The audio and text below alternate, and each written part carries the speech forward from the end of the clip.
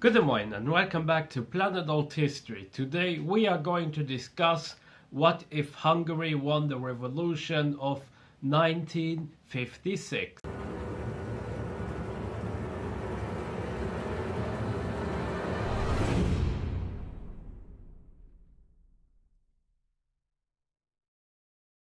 The year 1956 was a very interesting year in Hungarian history and also in Eastern European history. Why? Let's start with a little overview of what happened after World War II. After World War II, many countries in Eastern Europe, they fell under the influence of the Soviets and had socialist, respectively communist governments taking over. Stalin, he was still in power up until 1953, which is very important because what happened was that in most of Eastern Europe, very repressive regimes they were established, and many peoples and leaders who wanted to remodel themselves after Stalin, they were put into charge. In Hungary, for instance, we had someone who was called Matthias Rákosi, and he was considered to be one of the most authoritarian leaders of Eastern Europe of that time. The Communist Party was purged. Many, even true communists, they were purged for very silly reasons, like they were being called Titoists, they were suddenly called Trotskyists, and even when they just had a good reason actually to be in the West, just any reason that they had been in the West, well, they were just also purged or put into concentration camps. Some Hungarians who fought in the Spanish Civil War on the side of the left, they were also just deported. Thousands were arrested, tortured, they were imprisoned in concentration camps, deported to the east, or they were just executed, including the founder of the security police. So you can imagine that he was a really repressive guy. Rákosi here also had many challenges, such as the $300 million of war reparation that he had to pay to the Soviets, to Czechoslovakia and Yugoslavia. And, well, as we all know, what happens with communists and economy is that it just goes down, crashing down. There was a hyperinflation in Hungary, and Hungary, they couldn't just get any credits, especially of the Marshall Plan, because the Soviets, they didn't allow them. And the Soviets themselves, they would also, of course, not somehow help them, because they were the ones who actually asked money of the Hungarians. So, yeah, Hungary was in a very messed up place. And with Stalin's death in 1953, certainly there was an acceleration of the situation, and then Imre Nagy replaced Rákosi, a so-called reformist, was now in power. Not only that, but Stalin's code of personality had been criticized by the new Soviet leader Nikita Khrushchev, and fast forward Austria in 1956, they were allowed to be again independent. All the allies, they retreated from there, and Austria was of course a neutral and demilitarized state. And Rákosi, who was the general secretary for the few years after 1956, he was then forcefully removed because, well, everybody wanted to get rid of the Stalinists. And it seemed that the reformists, they had a good time from now on. But, as we all know, this didn't happen. And the Soviets, they then intervened. They undid many of the reforms, but not most. Nagy was then replaced with János Kádár, someone who followed the orders of the Soviets and of Moscow. And Nagy was granted safe passage, but at the end he got captured and he was executed. But what if all of that changed? What if Hungary won the revolution of 1956? There are 3 points of divergences we can take. The most obvious one is that France and the UK, they will not intervene in the Suez Canal. And it was apparently said that with this intervention, well, the Hungarian fate was doomed. Another point of divergence I could also imagine is that somehow the Treaty of Austria, and Austria becoming independent and neutral and demilitarized, the negotiations about it, they could further extend, and this would mean that maybe Hungary could also have somehow a chance to change their own situation, or the reformists, they could have somehow an open door where they could also do their own thing. And a less likely point of divergence, but one that is still possible, is one of an earlier Sino-Soviet split. And as we all know, Stalin was a very cautious person, and I think that with an earlier Sino-Soviet split, now not discussing all the other butterflies that we could see, we could also potentially have the Soviets not intervening in Hungary, because maybe the Chinese, they could then just sneak in and, you know, just take over Vladivostok and some other parts of Siberia. Of course, in such a situation, we always have to ask ourselves, how would the Soviets react?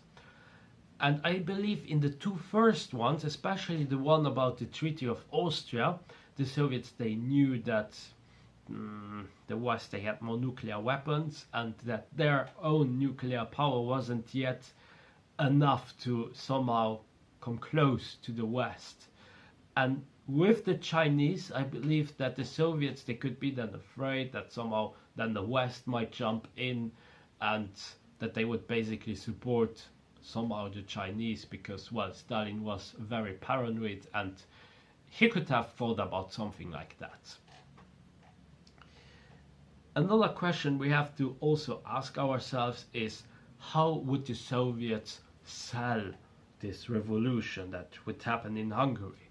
Because for them, of course, they wouldn't see this as a loss. No, it's just a change of circumstances, and also they wouldn't like that somehow their other vassal and satellite states would come with different ideas. They would potentially discuss with the Hungarian government, and they would not admit, of course, any weakness, but they would come to an agreement that stationing soldiers in Hungary, that would be too expensive, and certain negotiations they would then drag on, and the Warsaw Pact wouldn't yet be questioned, as Imre Nagy already would get through with one point, that the Soviets, they would then retreat. The USSR could sell this by saying that Austria and Yugoslavia, they are not really a threat, they are neutral countries, and that more troops are required actually in Germany, Czechoslovakia, or Romania, or even in Siberia, and that would be actually a better choice, or even Romania. The Soviets would not allow the Hungarians to reform, but they would rather avoid talking about Hungary with the other states, or they would say that Hungary is an exceptional case due to their proximity with the neutral states. Some countries may or may not try to rebel, but I don't think that we would suddenly get a very rapid domino effect in just 1 or 2 years. Because let's think about it. The last rebellion in Germany, Eastern Germany, was crushed, and also the rebellion in Poland was crushed. So probably all the other countries, they would then see this. And also let's calculate another factor, that one of Czechoslovakia, who was still a very pro-Russian, pro-Soviet country, even before they actually became a vassal state. So the only one who could then potentially do something would be the Romanians, but I will come and talk about them a little bit later in this video. The Soviets, they could then, after some years, decide that the Warsaw Pact was not cutting it, and they would try to create a new organization. They did practically the same with the Comintern, and then the Cominform, and then they had the Comecon, and there were just so many organizations being thrown out. And why couldn't the same just happen with the Warsaw Pact, that, oh, okay, it's now the Warsaw Pact, and then later it's some communist alliance where Hungary would just not be part of it? Or what could happen is that the Warsaw Pact is still intact, but that Hungary would just be a member that doesn't participate anymore. Albania did the same with the Comecon. So there are some options. Hungary would now not become immediately a westernized and capitalistic country because, remember, Imre Nagy is still a communist. He's a reformist for sure, but he would still try to get through with more communist point of view. He just wanted to reform certain things, and probably it would all go certainly positive for some years if the Soviets, of course, would not intervene. Hungary could adapt a more Yugoslav style of communism, perhaps also have their own new economic plan remodeled after Lenin, or have a very different approach, which I can't predict honestly. Politically speaking, Hungary would be open to the Western world, but at the same time they would also keep their distance, so they wouldn't just throw themselves at the US or Western Europe. I mean, if the West was there to give money, sure, Hungary would like it, Imre Nagy would be all happy about it. But as for the rest, Hungary would still do their own thing, and I also think that Western Europe and the US would be very cautious about it, because Hungary would still be a member of the Warsaw Pact, but not participate in there. Austria-Hungary, they could enjoy a good relation, while Hungary and Yugoslavia, they would still have difficulties, especially with the war repayments and other historical reasons. And I also don't know how Tito would react to a more Finlandized Hungary. Western Europe and the US would try to find ways how they could get Hungary slowly but surely more to their side, but then again they would just leave Hungary, or they would just not try to openly meddle into Hungarian affairs, and maybe leave it a bit like Finland or even like Albania, for instance. Romania under Ceausescu would take a different approach, and this is where we would have a very big change.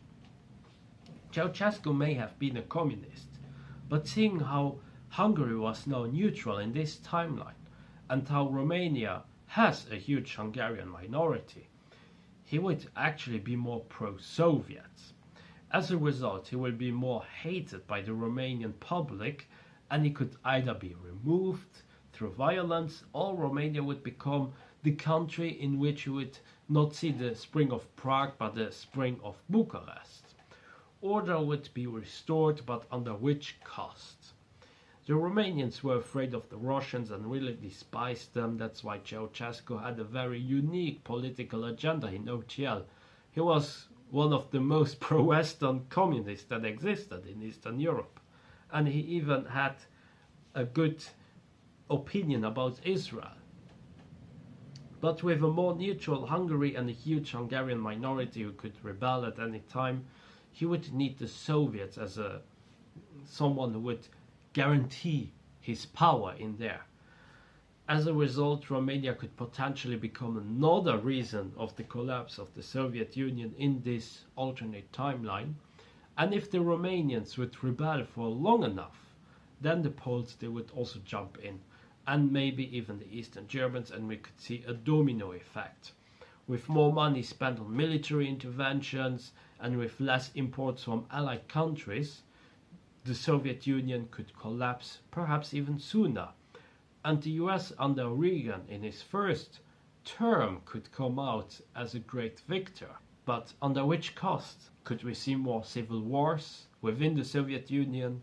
Could we see more wars between states if Hungary won the revolution of 1956? And that's where we leave it for now. That's it for today. I hope you enjoyed my video. Be sure to like and subscribe, leave a comment, support me also on Patreon, and join my forum, forum.planetalthistory.ga. Until next time on Planet Alt History.